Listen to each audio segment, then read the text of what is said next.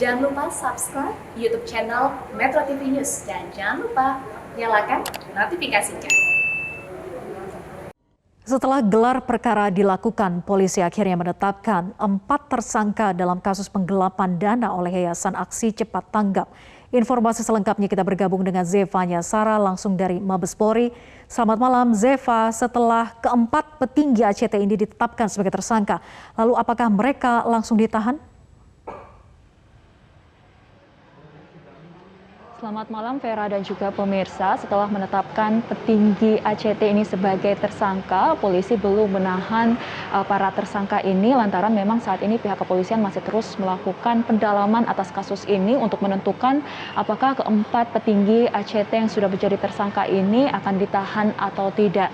Nantinya pihak kepolisian juga ini akan berkoordinasi dengan pihak PPATK untuk melakukan penelusuran atau audit aset dan juga audit keuangan dari ACT maupun dari keempat tersangka ini.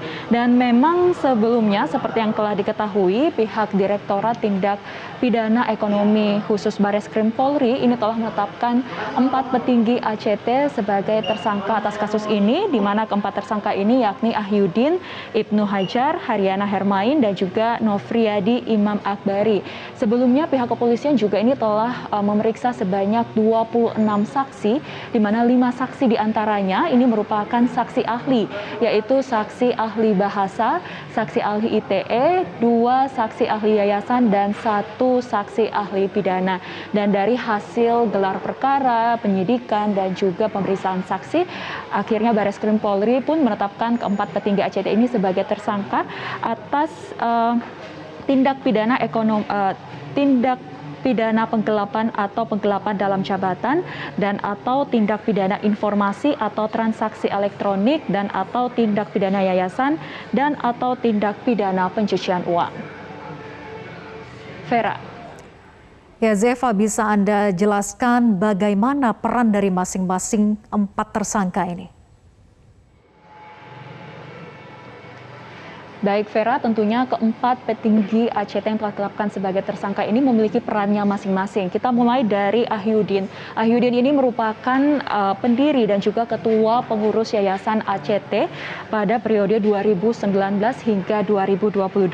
Di mana dari hasil penyidikan Ahyudin ini mengungkapkan bahwa niatnya untuk mendirikan ACT awalnya ini untuk menghimpun dana melalui bentuk donasi, dan tahun 2015 bersama para petinggi dan juga direksi dari ACT, kemudian Ahyudin membuat surat keputusan bersama atau SKB, di mana dalam surat itu perihal pemotongan donasi sebesar 20-23% untuk kepentingan gaji dan juga biaya operasional dari yayasan. Lalu pada tahun 2020 kemudian Ahyudin membuat opini Dewan Syariah Yayasan ACT tentang pemotongan dana operasional sebesar 30% dari dana donasi. Kemudian Ahyudin juga ini menggerakkan Yayasan ACT untuk mengikuti program dana bantuan dari Boeing atau Boeing Community Investment Fund terhadap ahli waris korban kecelakaan Lion Air JT610, di mana pada saat itu ACT mendapatkan dana dari Boeing sebesar 138 miliar rupiah, dan ACT pun ini hanya menyalurkan kepada ahli waris sebesar 103 miliar. Sisanya yaitu 34 miliar ini digunakan untuk kepentingan dari yayasan. Lalu yang kedua ada Ibnu Hajar, ini yang merupakan ketua pengurus ACT periode 2019 sampai sekarang. Ibnu Hajar ini juga menjadi direksi dari perusahaan yang berafiliasi dengan ACT. Lalu yang ketiga ada Haryana Hermain, di mana Haryana ini merupakan ketua pengawas ACT pada periode 2019 sampai 2022, di mana dirinya juga ini pernah menjabat sebagai presidium ACT yang memiliki tanggung jawab sebagai HRD, sehingga semua pembukuan ACT ini menjadi otoritas dari Haryana. Lalu yang terakhir ada Nofriyadi Imam Akbari yang menjabat sebagai anggota pembina ACT saat Ahyudin menjadi ketua Yayasan ACT. Pada dasarnya keempat tersangka ini dari hasil penyidikan dan juga gelar perkara Vera, ini terbukti bahwa telah menggunakan dana donasi untuk keperluan pribadi dan juga untuk kepentingan biaya operasional Yayasan ACT dengan melakukan pemotongan dana donasi sebesar 20-30%. Dan atas